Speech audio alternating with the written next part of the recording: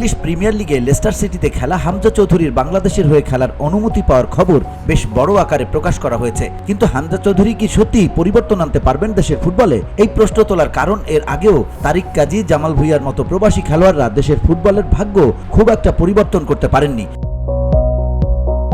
বাংলাদেশের হয়ে খেলার অনুমতিপত্র পাওয়ার পর থেকেই হামজা চৌধুরী বনে গেছেন দেশের সবচেয়ে হাই প্রোফাইল খেলোয়াড়। শুধু বাংলাদেশ নয়, গোটা দক্ষিণ এশিয়ায় এমন হাই প্রোফাইল ফুটবলার খুঁজে পাওয়া বেশ কঠিন। তাই তো তাকে নিয়ে থাকবে আলাদা উন্মাদনা, এটাই স্বাভাবিক। কিন্তু তার আগমনেও যদি দেশের ফুটবলের ভাগ্যে কোনো পরিবর্তন না আসে, তবে এদেশের সমর্থকরা প্রশ্নের তীর ছুটতে মোটেও দ্বিধা করবে না।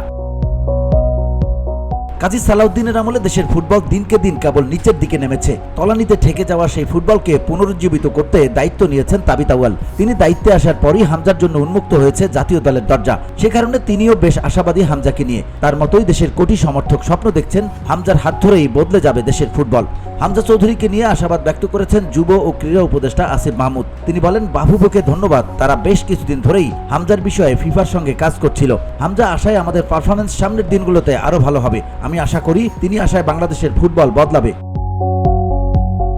বাংলাদেশের অনেকে যারা বিভিন্ন ক্লাবে খেলেন, হামজা চৌধুরীর বিষয়টি সবার মধ্যে বাংলাদেশের হয়ে খেলার আশার সঞ্চার করবে। VOD Bangla news desk.